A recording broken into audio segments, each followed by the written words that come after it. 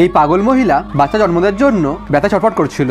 পাগল মহিলার কষ্ট দেখে মা পার্বতীর খুবই কষ্ট হয়। তখন মা পার্বতী নিজে বাচ্চা ডেলিভারি দেন। সেই বাচ্চা মেয়ে বৈষ্ণবী 15 বছরের এক সুন্দর যুবতী হয়ে গিয়েছিল। এই পাগল মহিলাকে মন্দিরের সব পুরোহিত মিলে সেখান থেকে তাড়িয়ে দেয়, কারণ তার মেয়ে বৈষ্ণবী একটা ছেলের প্রেমে পড়েছিল। আর পণ্ডিতদের মতে অপবিত্র মানুষরা মন্দিরে থাকার কোনো অধিকার রাখে না। অনেকদিন হাঁটার পর বৈষ্ণবীর মা ক্লান্ত হয়ে একটা খেতে বসে পড়ে। সে আর কিছুতেই সামনে যেতে চায় না। তখন বৈষ্ণবী ওই খেতেই নিজের জন্য একটা ছোট্ট কুড়ে ঘর বানায়, আর সেখানেই মা ভগবতীকে স্থাপন করে পুজো করতে শুরু করে। কিছুদিন পর বৈষ্ণবীর প্রেমিক তাই খুঁজতে খুঁজতে মন্দিরে পৌঁছায় আর পণ্ডিতের কাছে তার খোঁজ চায়। এটা শুনে পণ্ডিতরা খুবই রেগে যায় আর তাকে ধাক্কা মেরে মন্দির থেকে তাড়িয়ে দেয়। ওইদিকে বৈষ্ণবীর মা খিদের জ্বালায় অস্থির হয়ে ওঠে আর বৈষ্ণবীকে বিরক্ত করতে থাকে। বৈষ্ণবী তাকে জল খেয়ে দেয়, কিন্তু তার মা সেই জল ফেলে দেয় আর খাবার চায়। মায়ের এই অবস্থা দেখে বৈষ্ণবী তাকে দেইমায়ের ভরসায় জঙ্গলে রেখে খাবারের খোঁজ করতে থাকে। সে গ্রামে গ্রামে গিয়ে লোকেদের কাছে খাবারের ভিক্ষা চায়, কিন্তু সব জায়গা থেকেই তাই খালি হাতে ফিরতে হয়। এক জায়গায় সে দেখে যে একজন মহিলা একটা কুকুরকে খাবার খাওয়াচ্ছে।